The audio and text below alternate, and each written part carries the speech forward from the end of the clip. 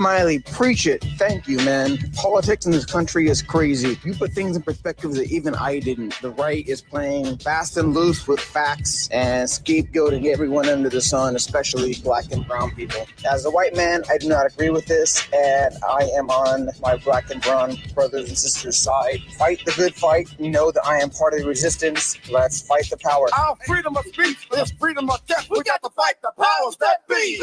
KBLA Talk 1580. We've got your black.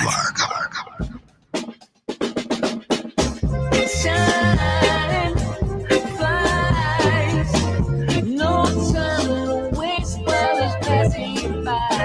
Shine, flies, be patient, cause good things happen in time. We gon' get it right, we gon' get it right, we gon' get it right.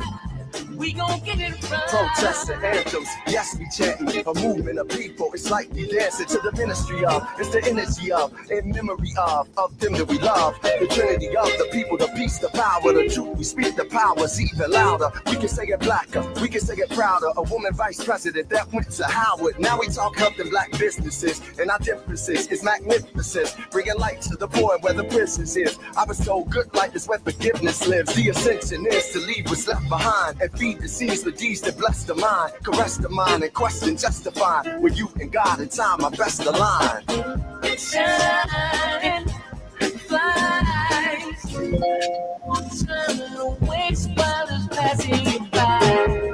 Shine, flies, be patient, cause good things happen in time. We gon' get it right, we gon' get it right. We gon' get it right. We gon' get it right. How can I be a better father, son, a better grandson, honoring Fannie Lou's and the Fred Hamptons, the Harriets, the chariots that carry us to various areas that marry us to progress. Yeah, we the harvest, the lovely days and midnight marauders, even through charges and days of darkness. No, we in the hands of the greatest artists. I see it in the waters, I see it in our daughters. They could be bridges that know no borders. For so long, them folks try to ignore us. We at the ballot boxes to vote for us. Peace to Stacey and the people of Georgia who galvanized so that we can move forward. Steps are ordered with the presence of mind. You are listening to A More Perfect Union on KBLA Talk 1580. I'm Dr. Nii-Quartelai Quartey, your host and White House correspondent. I'm in touch, and so you be in touch. Follow me on all the social media platforms at Dr. Nii-Quartelai. That's Dr. Nii-Q. If you want to do it quick and fast, just type in Dr. Nii-Q, DRNIIQ, and I pop right on up. Also, be sure to download the KBLA app to listen to us live or on demand, or simply tell Alexa to play KBLA Talk 1580, and there we are for your listening pleasure. Also, be sure to subscribe to A More Perfect Union podcast. Have you done that? Okay, if you're in the car in afternoon drive time, or if you're sitting in your office, just tap your neighbor on the shoulder and ask them, have they downloaded the KBLA app? And if not, there's no time like the present. Last but not least, subscribe to A More Perfect Union podcast and never miss an episode. Now, I'm joining you live from Washington, D.C., where we're only days away from a few big events here in D.C., at least. Number one, the Pope's funeral is on Friday. President Trump and the First Lady are planning to go. And so all eyes will be on Rome on Saturday. And in the coming days, as the search, really the vote for the new Pope, begins to take shape. The other big bit of news coming out of Washington, big event, is the White House Correspondents' Dinner. So there has been so much hand-wringing over this White House Correspondents' Dinner. Is the president going? No. Is Amber Ruffin performing? No. Will there be any entertainment at the White House Correspondents' Dinner? No. And are folks in this town feeling good about the state of journalism, the state of freedom of the press, and the state of the freedom of speech? No, not so much. And so there are a lot of folks out here that aren't feeling so excited about at least the latter event. But we'll continue to bring you any noteworthy updates between now and then. But in the meantime, it's time for you to decide the good, bad, and ugly headlines of the day. Yep, it's time for your National News Roundup. Kicking us off, NBC News is reporting that Columbia University students plan to build tent encampments this week. So that's at least what some sources are saying. A group of protesters are planning to set up tent encampments on Columbia University's campus this week in protest of the war in Gaza. It's at least according to a number of people familiar. The planned encampments come just over a year after students first erected about 50 tents on a university lawn to protest the war and drew the world's attention. Those demonstrations, in part, fueled the Trump administration's effort to extract concessions from Columbia, saying that the university failed to quell anti-Semitism on its campus. Planning for the encampments has been shrouded in secrecy. No surprises there. The coordinating meeting took place at a community center on Tuesday night in Brooklyn's Bushwick neighborhood, approximately 12 miles from the campus. Invitations for the meeting were largely distributed in person or verbally over the phone. According to people who attended that meeting, more than 100 people were present at the gathering and all wore masks to conceal their identities.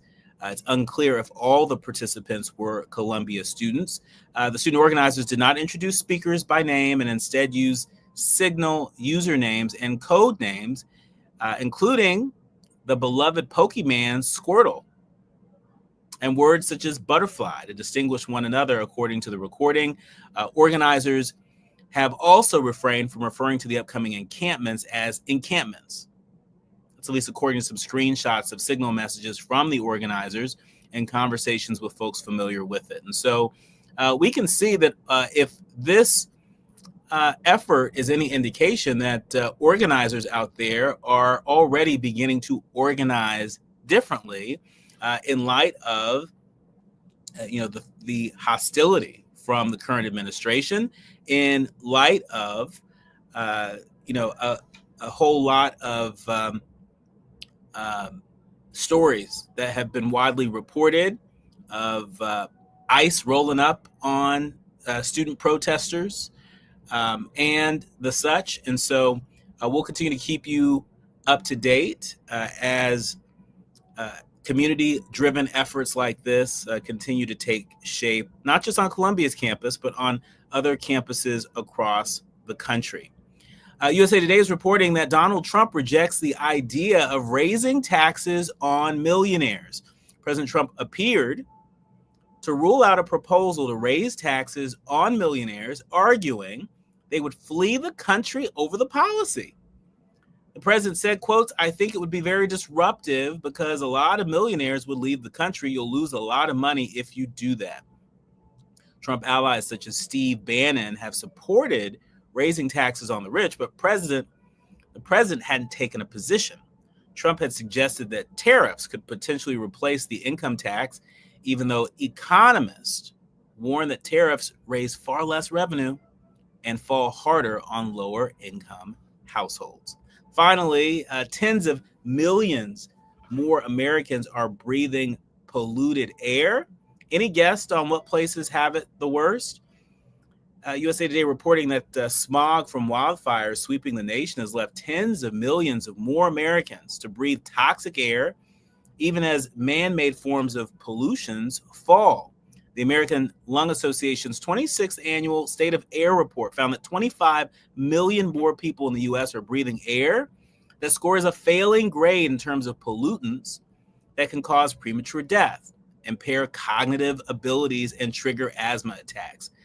That means nearly half of the country lives in areas that received a failing grade for either particle pollution, being fine particulate matter created when things burn, or ozone pollution, according to the report. And almost 43 million live in places that failed both pollution measures. Now, you know that here at KBLA Talk 1580, we've had a long-standing commitment around climate justice. In fact, last year we launched our multi-million-dollar climate justice initiative to really raise the consciousness around all the ways in which climate impacts our communities, particularly Black and Brown communities. We have not let up from that commitment. That commitment continues. If anything, we're even more focused on the health impacts that climate injustice has on our communities. And I don't have to tell our leaders, learners, and listeners out there that in light of the LA wildfires, in light of the recovery that is still just beginning in Altadena and Eaton Canyon and the Palisades, among other areas in greater LA, this is not an abstract idea.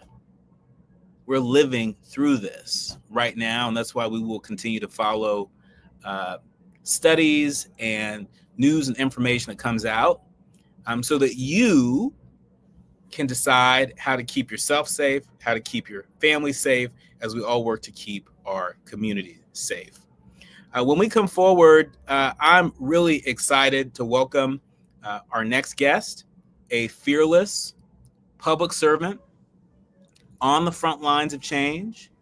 I'm really impressed by the energy that she still manages to summon, even in light of the fact that, some days when we're reading these headlines, it feels like we are living in the worst of times. But my next guest is laser focused on the possibilities. She is radical imagination personified. When we come forward, I get to introduce you to Andrea M. O'Neill. She's an executive and former senior federal official with over 20 years of career experience in government, on Wall Street, and social impact. You are listening to and streaming A More Perfect Union on KBLA Talk 1580. More when we come forward. You're listening to A More Perfect Union on KBLA Talk 1580. We've got a lot to talk about. If you missed our KBLA Talk 1580 Town Hall, the Altadena Eden Fire, 100 Days and Counting, you missed an evening of reverence, reflection, and reality. You gotta live in the reality, because this is it. Every day, you wake up, is this my life? Don't stay in denial, because yes, it is. Don't stay in bargaining, where you're praying for a miracle, and if it wouldn't have happened, then this is what I would have done. It did. Our panel participants kept it real. Really real. I think, number one, it's amazing to me how we ignore systemic racism in our community. And as a people, we've apologized for so much. But when will we stop apologizing for what we have paid for? Because the truth of the matter is we paid for this. You can always count on KBLA Talk 1580 to give it to you straight, no chaser. When you love folk, you tell them the truth. Seeking the truth, speaking the truth. We're KBLA Talk 1580, and we don't black down. What's that sound? That's the sound of Downy Unstoppable scent beads going into your washing machine and giving your clothes freshness that lasts all day long. There it is again. It's like music to your ears, or more like music to your nose. That freshness is irresistible. Let's get a Downy Unstoppables bottle shake. And now a sniff solo. Nice. With Downy Unstoppables, you just toss, wash, wow, for all day freshness. Our daughter Jessie loves playing detective. A clue. But since we discovered she has sensitive skin, we've been playing detective too.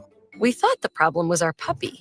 But it was actually our old detergent. Aha. So we switched to Tide Free and Gentle. Tide Free and Gentle provides an excellent Tide clean, and it doesn't leave behind irritating residues like dyes or perfumes, so it's gentle on your skin.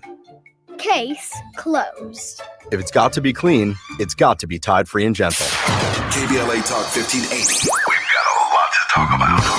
KBLA Talk 1580 is committed to self-care and community well-being. Walk Good LA was formed in June 2020, inspired by the Black Lives Matter movement and the beginning stages of the COVID-19 pandemic. What began as a few minutes of breath work and yoga meditation before protests against police brutality turned into a safe space for the community to heal in hard times. The immensely positive response from the community transformed the momentum into a movement. Today, Walk Good LA is a Black and Brown-led community wellness organization based in Los Angeles. They provide spaces for healing through community yoga classes, guided meditations, hikes, run clubs, and other activations throughout Los Angeles that attract hundreds of members weekly. With the help of Propel and Michael B. Jordan, they now have a yoga and wellness studio in Los Angeles called the Walk Good Yard. To join their mailing list and connect with healing spaces, please visit walkgoodla.org. That's walkgoodla.org.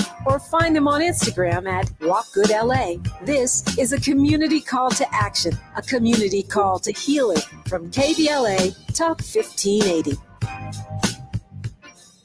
Hit me! National news, the consequence, informed opinion, and analysis beyond the headlines. You're listening to A More Perfect Union on KBLA Talk 1580.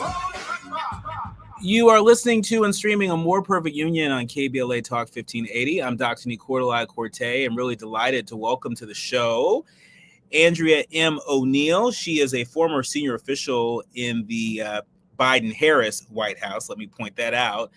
She worked with the Domestic Policy Council under our 46th president, Joe Biden.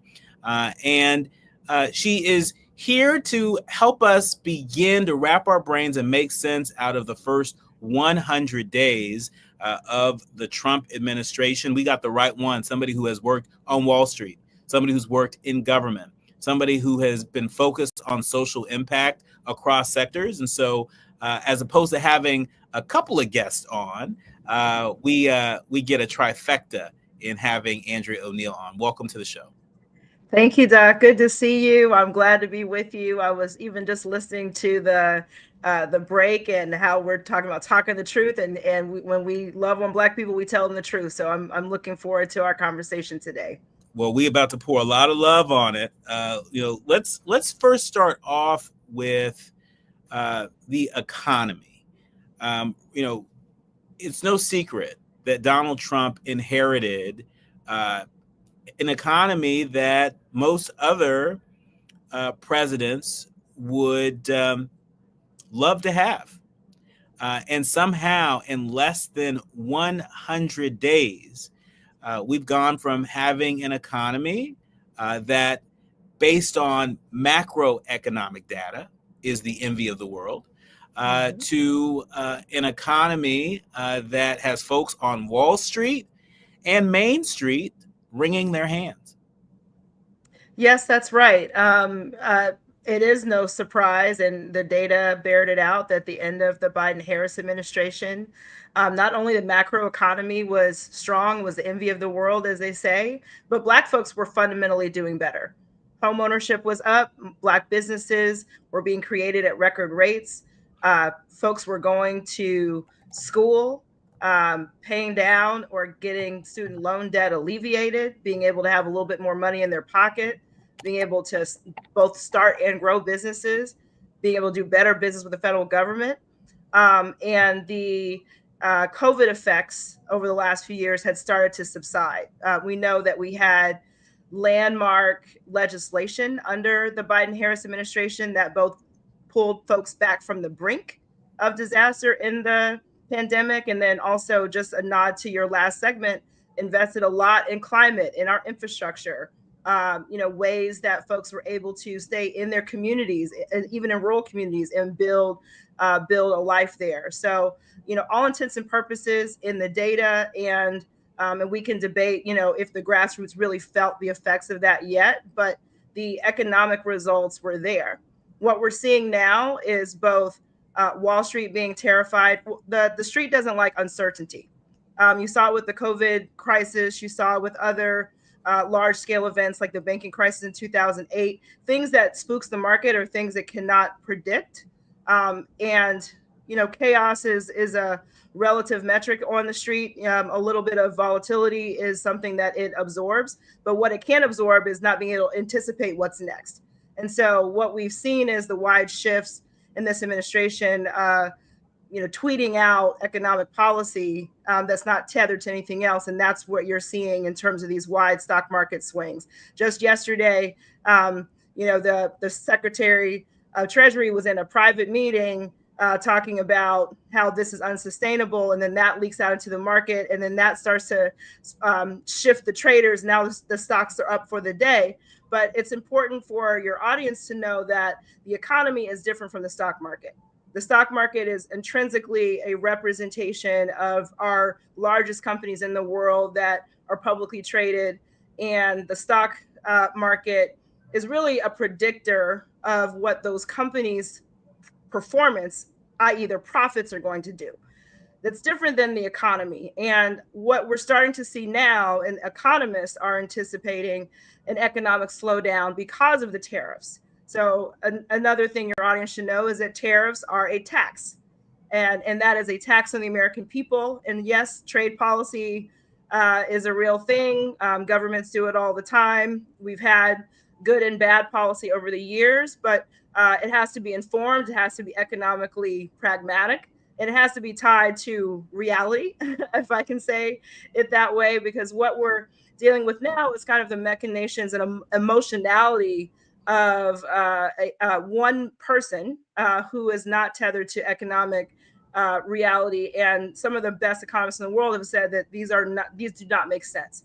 And especially, and I'll again put this for your viewers, because over the last few days, big box retailers like Target and Walmart and Costco have started to indicate that their inventory is going to start diminishing because as the tariffs start to set in, what we see is those intermediary goods, those quick go to the dollar store type goods, all of those things get more expensive. And that means the profit margins shift. And that means either the stores are passing on the price to you all as consumers, or they're just buying less of things in units because their economics don't make sense anymore. So, by the summer, especially with unemployment rates and all the folks being laid off, both from the federal government and coming out of school and not being able to get jobs, there potentially is going to be an economic slowdown, and that's what you're starting to see the market react to as well.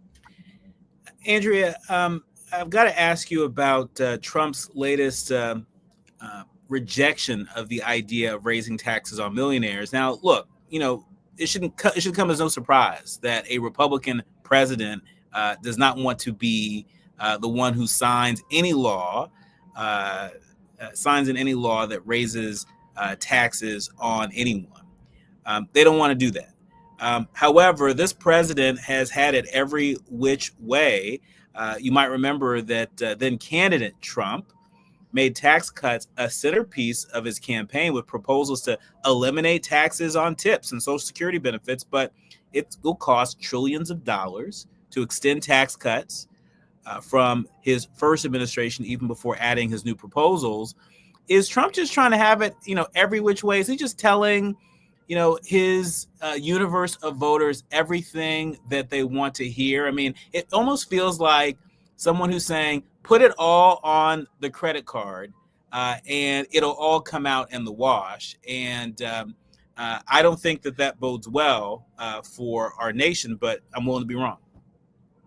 I think you're exactly right. And, we talk about kitchen table issues as economic issues. I think this guy's got a kitchen sink approach, which is everything in the kitchen sink. And it's really political convenience. The base that he's dealing with is willing to take a lot of downside. And you're even seeing this in the polling where or out in, I think there was some new reporting. They did some focus groups of Trump voters that are willing to stick through the pain as long as they believe that on the other side, it's going to be better for them. And intrinsically, I think we can all realize that, folks that they're wishing are on the losing side of the equation, as long as they're better off than the folks that they may be, downstream kind of fighting against, as long as their stuff is a little bit better, then I think they're willing to stick with it, which is unfortunate. What we do have is a situation where, if we're thinking about long-term economic prosperity of the country, employment rates, fair economic opportunity in the job market, ability to get a home loan, ability to get a business loan. We know that those elements of our society are intrinsically racially disparate, have lots of things going on. And when you think about, what's at stake, we need to have a real conversation about the impacts on regular people in society. The millionaires have always been fighting for their tax breaks. Trump did a big tax break the last administration that cost trillions of dollars to the national debt. They're fighting to keep that same tax cut in place without also doing the middle class and working class tax cuts that he promised his base. Andrea, in about a minute or so, I've got to ask you, if you think that President Trump and the administration are really trying to break the economy. I have a theory, and you would know much better than I would, but my theory is that the administration may be trying to break the economy, trying to force us into a recession where they know that won't bode well for everyday Americans, but for the rich, everything that they want is going to be available on clearance. Yes. Is it possible that this administration may be deliberately trying to sink us into a recession? I think they're deliberately trying to break the government, and intrinsically the government is such a big part of our GDP that you can't help but hurt the economy when you hurt the government. And then they're going to privatize the government, which is where people get rich. When we come forward, we're digging beyond the headlines. We know that the first 100 days has been quite the doozy, yet and still, President Trump is still leaning in on an old foe, Joe Biden. We're going to get Andrea O'Neill's take on the first 100 days from a policy perspective, but we can't help ourselves to also be attentive to some of the politics around it as well. You are listening to and streaming A More Perfect Union on KBLA Talk 1580. More with Andrea M. O'Neill, former senior White House official for the Domestic Policy Council. If you're looking to be engaged, enlightened, and empowered about issues related to national politics, elections, identity, culture change, and social justice, you tuned into the right place. A More Perfect Union continues when we come forward.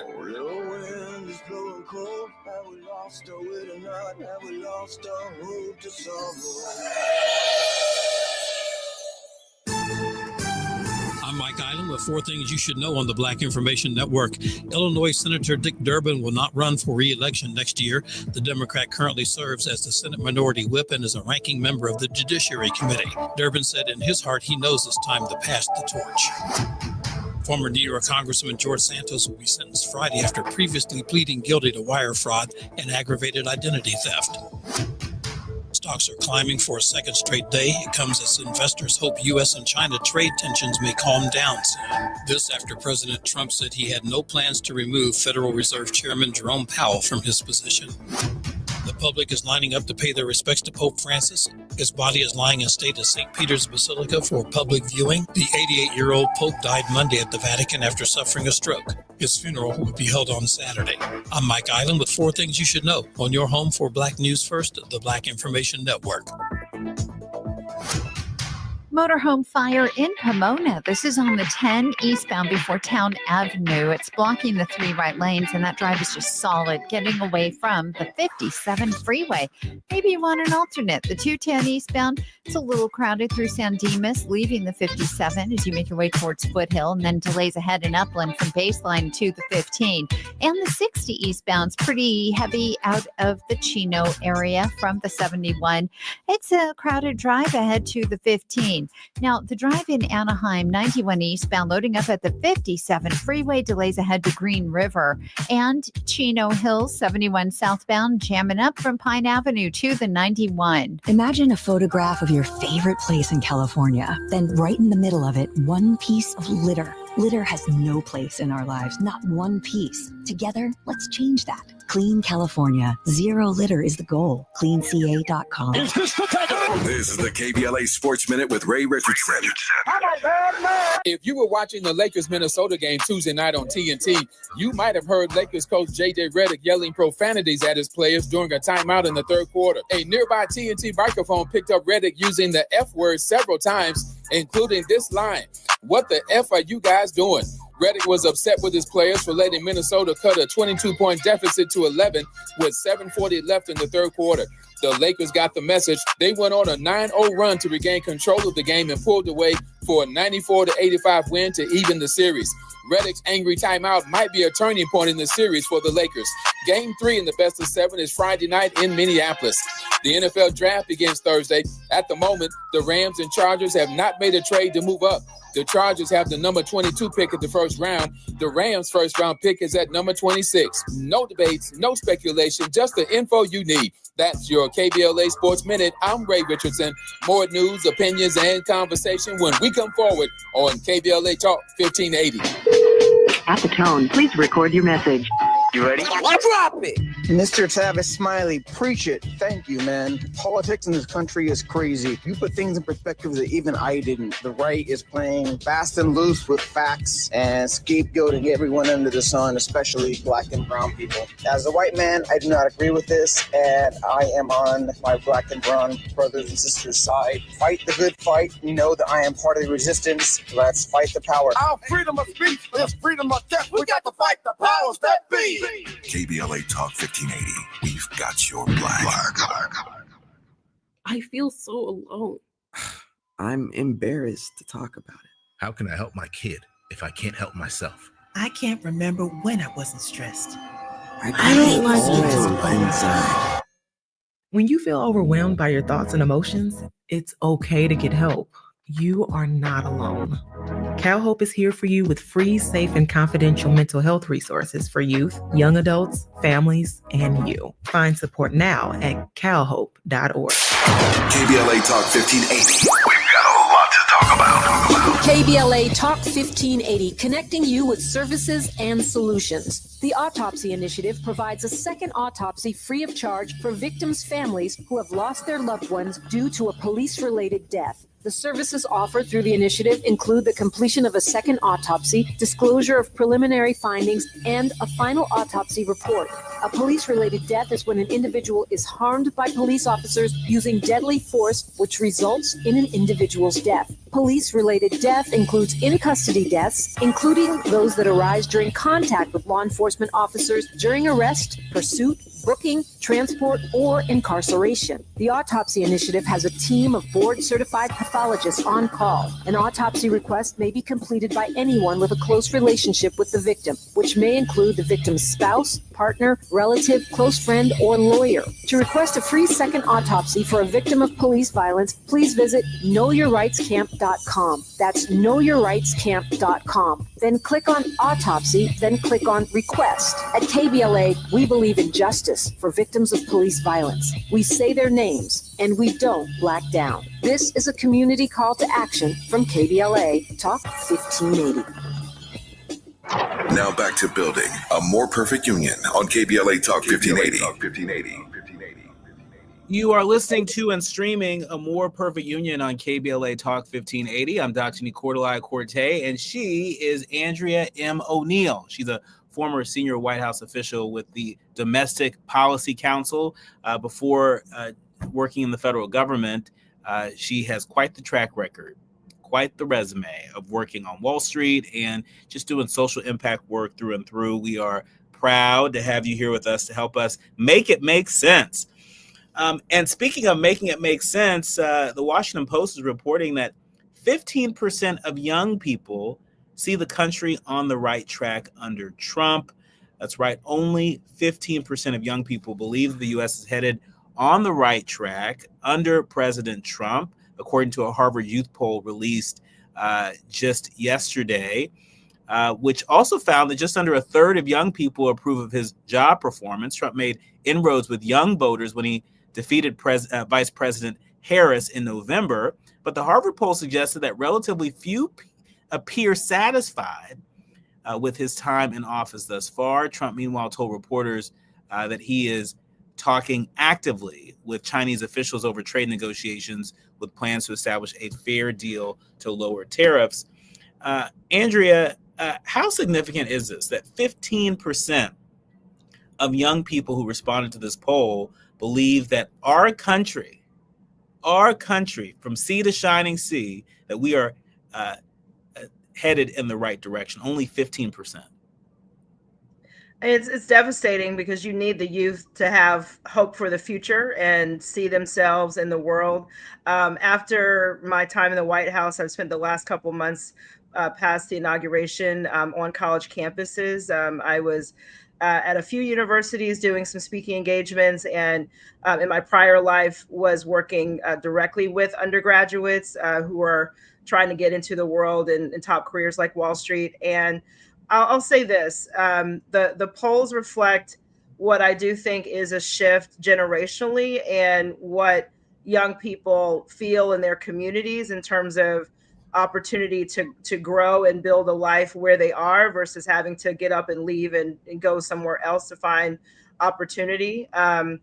No surprise that when you see the Department of Education being dismantled, that young people are fearful about what that means for them, both their quality of life in the classroom, what they're able to learn about themselves and the world in a true way, where those pathways are, especially for young people in working class and lower income communities who rely on federal assistance like student aid and Pell Grants to successfully go to college.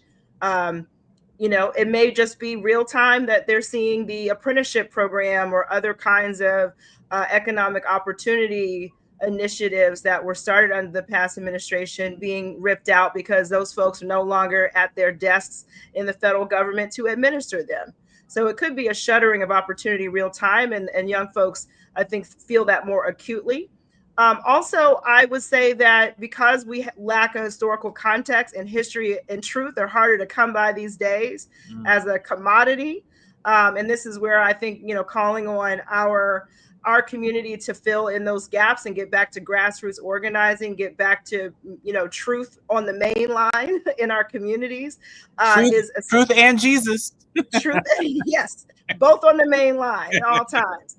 The ancestors and the creator, right? I think those are the things that are important, because if you look at the context of what young people are coming up in, they don't have the perhaps institutional knowledge. I'm not going to age myself, or neither am I going to age you, but let's just presume that we had a different era of grandparents and elders in our lives that had a different perspective from a different time in America. And so what does it mean when we have a group of young people who may have been babies when Barack Obama was president and don't recall or have people in their lives that directly recall what our communities have overcome? And so they know something is wrong, but they're also, the information that tells them the truth is more evasive.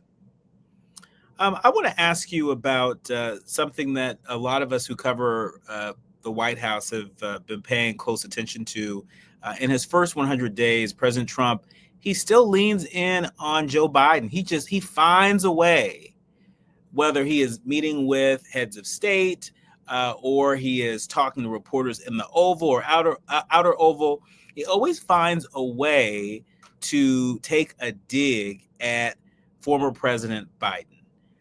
Now, it's no secret, that the two men didn't seem to really care all that much for one another, but there are some folks speculating that this is a part of a strategy of Trump and his administration.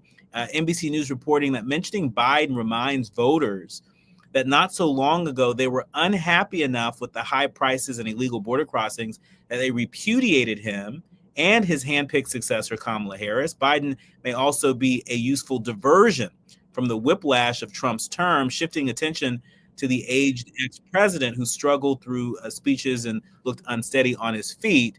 That may be what the current president is intending to do. But my sense is the more time that former President Biden is away, I think the reality will set in, that there were actually a lot of good things that happened for the country on his watch. And there are a lot of things that are happening right now that are simply about dismantling those things. It's not about, hey, we have a better idea or a better way to do it. Their policy is simply a wrecking ball. That's it. Yes.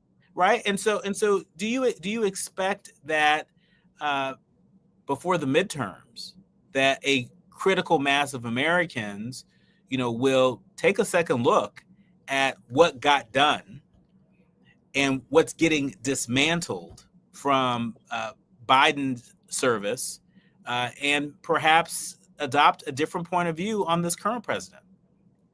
I do think that, every time, so number one, it's bullying. It's, desperation, I'll dare say. And when you're fighting against an agenda that has accelerated, the worst kinds of harm and dismantling of federal government in history, once you get to 100 days, you can't blame the previous administration for what's happening. And the further we get into the presidency, that's the game. The executive owns the landscape.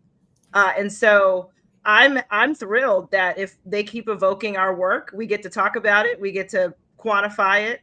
We're going to pull up those old fact sheets that are on the Biden White House archive and restate all the numbers and the achievements, especially for Black and brown people, that we were able to do.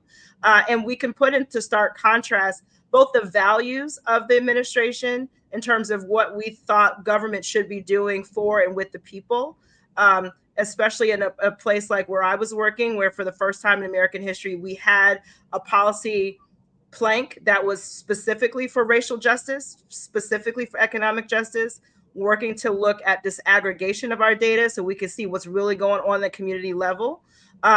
And I do think that, the Trump agenda and the Biden agenda will become much more in stark contrast, especially as we get toward the midterms. But do you worry about the communications challenge around that? Certainly has been widely reported, and there are even, former White House officials, I think Ben LeBolt, when he put up a post after he had left the White House,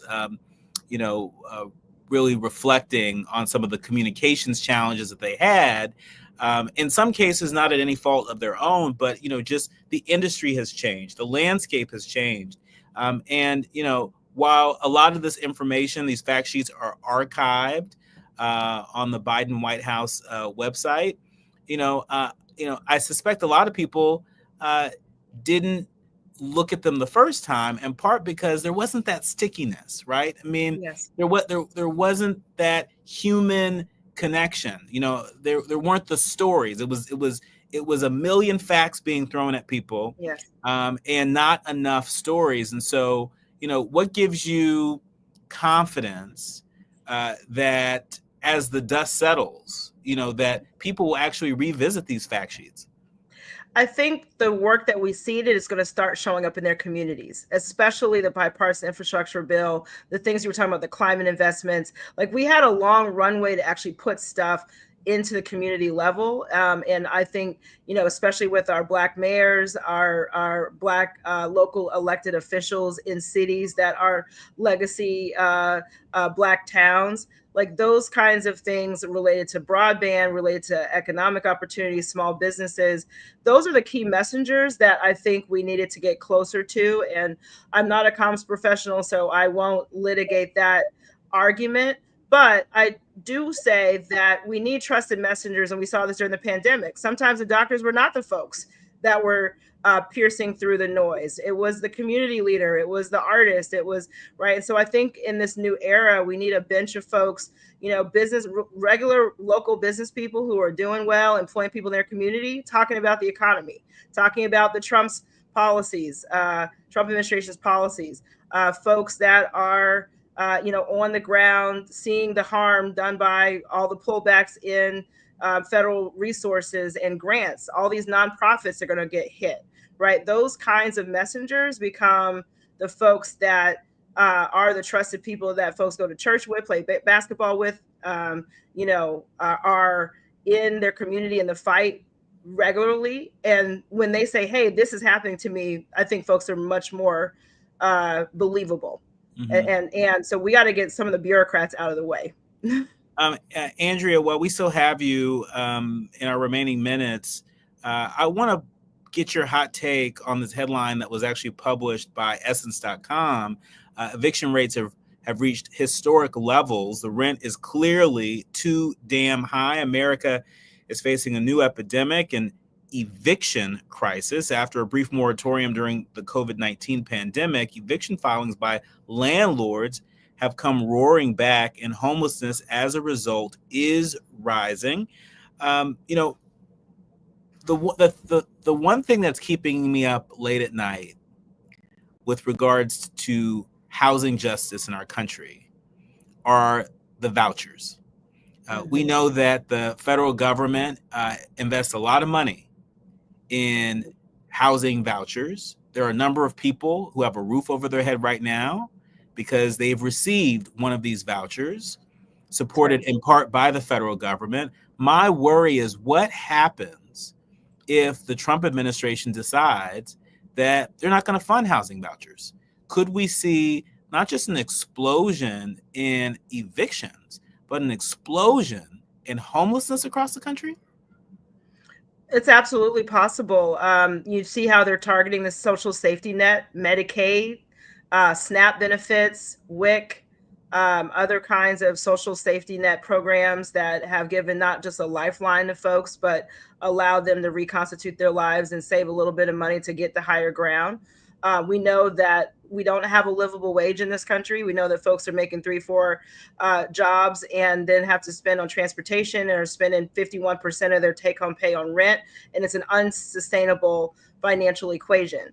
The federal government does a lot. And I don't think folks maybe realize how much, that buttresses not just even food assistance, but Head Start, right? So subsidized daycare programs and early childhood education programs, groceries, energy and light bill and utility assistance. All of these things are costs that affect people's everyday lives and bank accounts. And the federal government steps in important ways. And this administration has a philosophy that public assistance is not a public right. That healthcare, that these kinds of programs are intrinsically, kind of hearkening back to those stereotypes of the welfare queen and other things. And so, when they attack those programs, they're intrinsically, I believe, in my opinion, personal opinion, racially tinged, and they are they're not humane, because people deserve to live with dignity, and these kinds of programs allow for that. Well, we certainly appreciate you dropping by to help set the record straight, to help separate the fact from the fiction. We hope that you'll come back again soon. Thank you for having me. Thank you, Andrea. You've been listening to and streaming A More Perfect Union on KBLA Talk 1580. The quiet part out loud when we come forward. Spoiler alert, Barbara Lee, the new mayor of Oakland, she's got a hill to climb. We'll tell you all about it when we come forward. Striving to make America a nation as good as its promise. This is A More Perfect Union on KBLA Talk 1580. We've got a lot to talk about. KBLA Talk 1580. We've got a lot to talk about. KBLA Talk 1580 reminds you that we keep us safe. Every girl deserves a chance to shine. That's the belief behind Forgiving for Living, Inc. Since 1999, this organization has been empowering at-risk girls ages 13 to 18, helping them overcome behavioral and mental health challenges. Founder Wendy Gladney's personal journey inspired the mission to give girls hope and purpose through the power of forgiveness. Through their ambassador program, workshops, and annual conference, Forgiving for Living has touched over 3,000 young lives, providing mentoring, life skills, training, and tools for building self-esteem and confidence. You can make a difference. Visit forgivingforliving.org to donate, volunteer, become a mentor, or find help for a young girl in need. Forgiving for Living, Inc., building brighter futures for young girls. Visit forgivingforliving.org today. This is a community call to action from KBLA Talk 1580. Imagine serving our country to protect our rights and freedoms, then coming home without a place to call your own. LA property owners, we need you. You can help get veterans off the street and into safe, stable housing, because this is not just a housing issue, it is a human issue. This is Joe Mantegna. Learn more about how you can help end veteran homelessness. Email houseuurvets@lacity.org. This is the story of the one who, as a maintenance specialist for a historic high-rise, knows that vintage charm historically needs constant attention. Which is why when it's time to upgrade turn-of-the-century mechanicals, they turn to Grainger. With easy access to 1 million+ products and the scale to deliver when and where you need them. The right tools and supplies are never far away. So the one can keep that vintage building running like new. Call, click Grainger.com, or just stop by. Grainger, for the ones who get it done. Still getting around to that fix on your car? You got this. On eBay, you'll find millions of parts, guaranteed to fit. Doesn't matter if it's a major engine repair or your first time swapping your windshield wipers. eBay has that part you need, ready to click perfectly into place. For changes big and small. Loud or quiet. Find all the parts you need at prices you'll love. Guaranteed to fit every time. But you already know that. eBay. Things, people, love. Eligible items only. Exclusions apply. Hear that? That's the sound of your life. Perfectly imperfect. Beating in rhythm to the world you've created. But every time you drive after drinking, music gets drowned out. Your life sounds pretty great. Don't let a buzz ruin it. Buzz driving is drunk driving. Don't drive buzzed. A message from NHTSA and the Ad Council. We face tragedy, but we don't fall into despair. We continue our work to build a more perfect union. You are listening to and streaming A More Perfect Union on KBLA Talk 1580. I'm Dr. Nii-Quartelai Quartey, and it's time for the quiet part out loud. Listen, you all know I'm originally from the San Francisco Bay Area, born and raised. As so many folks, not just in the Bay Area, but across the country, have been paying attention to the Oakland mayor's race. Look, Oakland has had a very tough several years.